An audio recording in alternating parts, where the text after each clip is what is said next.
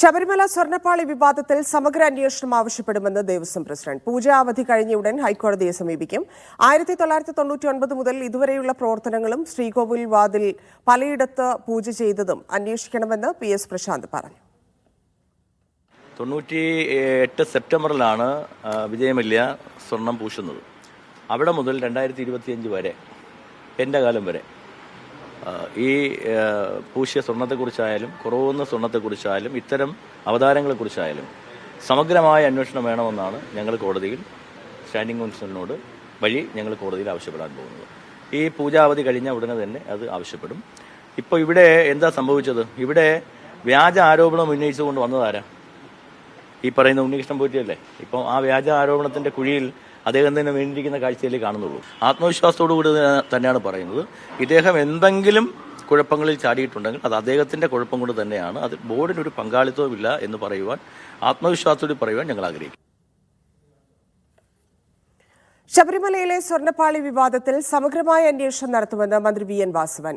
ഒപ്പം ഒരു മേൽനോട്ടം വഹിക്കാൻ ജഡ്ജിയെ നിയമിക്കും. ഉണ്ണികൃഷ്ണൻ പോറ്റിക്ക് പിന്നിൽ ആരാണെന്ന് പുറത്തുവരട്ടെ. അയ്യപ്പന്റെ മുതൽ ആര് കൊണ്ടുപോയാലും പിടികൂടുമെന്നും മന്ത്രി പറഞ്ഞു.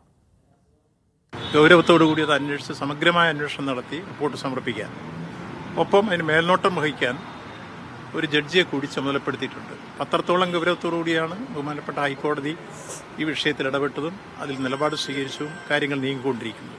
ദേവസ്വം ബോർഡ് അതിനിടയ്ക്ക് കോടതിയിൽ അവരുടെ അഭിപ്രായങ്ങൾ രേഖപ്പെടുത്തിയിട്ടുണ്ട്. ഈ സമഗ്രമായ അന്വേഷണം തന്നെ ഈ കാര്യത്തിൽ വേണം എന്നുള്ള കാര്യം. ഈ ഉണ്ണികൃഷ്ണൻ പോറ്റി എന്ന് പറഞ്ഞ അവതാരം എങ്ങനെയാണ് ഈ കാര്യങ്ങളിലേക്ക് വന്നത്? അതുകൊണ്ട് തന്നെയാണ് സമഗ്രമായ അന്വേഷണം നടത്തണമെന്ന് പറഞ്ഞത്. ആര് കൊണ്ടുപോയാലും അവരെ പിടികൂടുക എന്നുള്ളതാണ് ഈ കാര്യത്തെ സംബന്ധിച്ച് നമ്മുടെ നിലപാട്. RB സനൂപ് ചേരുന്നു. സനൂപ്, ദേവസ്വം വകുപ്പിന്റെ നീക്കങ്ങൾ എന്തൊക്കെയാണ് വിവാദത്തിൽ?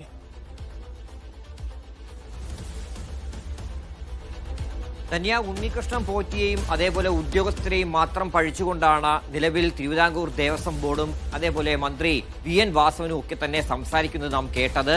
പക്ഷേ അന്നത്തെ ദേവസ്വം ബോർഡ് പ്രസിഡന്റ്, ഭരണസമിതി അംഗങ്ങൾ, മെമ്പർമാർ ഇവരെ ഒന്നും തന്നെ ഇവർ ഇതുവരെയായിട്ടും പരാമർശിക്കാതെയുള്ള ഒരു രീതിയിൽ തന്നെയാണ് ഇപ്പോൾ മുമ്പോട്ട് പോകുന്നത്. എല്ലാം ഉണ്ണികൃഷ്ണൻ പോറ്റിയുടെ തലയിൽ ചാരി വയ്ക്കാനുള്ള ഒരു വ്യഗ്രതയാണ് ഇപ്പോൾ നിലവിൽ കാണാൻ കഴിയുന്നത്.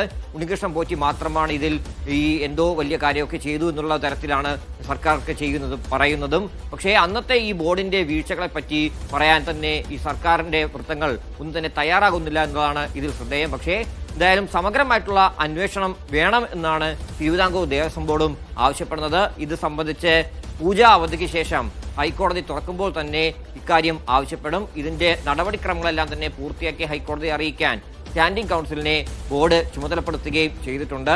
1998 സെപ്റ്റംബറിലാണ് വിജയമല്യ 30 കിലോയിലധികം സ്വർണം ഉപയോഗിച്ചുകൊണ്ട് ഈ ശബരിമല ശ്രീകോവിലിൽ സ്വർണം പൂശുന്നത്. ആ സമയത്ത് ദ്വാരപാലക ശില്പങ്ങളിലും സ്വർണം പൂശി എന്നാണ് പറയപ്പെടുന്നത്. അതുകൊണ്ട് 1998 സെപ്റ്റംബർ ആ കാലയളവ് തൊട്ട് ഇപ്പോഴുള്ള പ്രസിഡന്റ് PS പ്രശാന്തിന്റെ ഈ കാലയളവ് വരെയുള്ള എല്ലാ ഇടപാടുകളും ശബരിമലയുമായി ബന്ധപ്പെട്ട് വന്ന കാര്യങ്ങളെല്ലാം തന്നെ സമഗ്രമായി അന്വേഷിക്കണം എന്നതാണ് ദേവസ്വം ബോർഡ് ആവശ്യപ്പെടാൻ ഉദ്ദേശിക്കുന്നത്. അത് സംബന്ധിച്ച് നിലവിൽ ഈ സ്വർണ്ണപ്പാളി വിവാദത്തിൽ ദേവസ്വം വിജിലൻസ് മാത്രമാണ് ഒരു അന്വേഷണം നടത്തുന്നത്. ചെറിയൊരു വിഭാഗമാണ്. അവരെ കൊണ്ട് ഇത്രയും വ്യാപ്തിയുള്ള അന്വേഷണം നടത്താൻ കഴിയുമോ എന്നത് സംശയമാണ്. പക്ഷേ നിലവിൽ ഇപ്പോൾ അവരുടെ അന്വേഷണം ശരിയായ ദിശയിൽ തന്നെയെന്നാണ് തിരുവിതാംകൂർ ദേവസ്വം ബോർഡ് പറയുന്നത്. നാളെ ഉണ്ണികൃഷ്ണൻ പോറ്റിയെ ചോദ്യം ചെയ്യാനിരിക്കുകയാണ് ദേവസ്വം വിജിലൻസ്.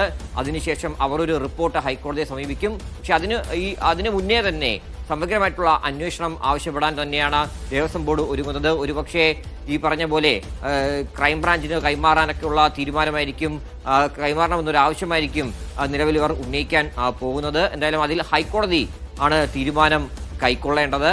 നിലവിലിപ്പോൾ ദേവസ്വം വിജിലൻസിന്റെ അന്വേഷണവുമായിട്ട് മുമ്പോട്ട് പോട്ടെ. അതിൽ തന്നെ സത്യം തെളിയാനുള്ള സാധ്യതയാണ് ഉള്ളത് എന്നാണ് തിരുവിതാംകൂർ ദേവസ്വം ബോർഡ് പറയുന്നത്. നാളെ എന്തായാലും വിശാലമായിട്ടുള്ള ഒരു പത്രസമ്മേളനം കൂടി തിരുവിതാംകൂർ ദേവസ്വം ബോർഡിന്റെ ഭാഗത്തു നിന്ന് ഉണ്ടാവാനുള്ള സാധ്യതയും മുമ്പിലുണ്ട്. ധന്യ. ശരി സനൂപ്.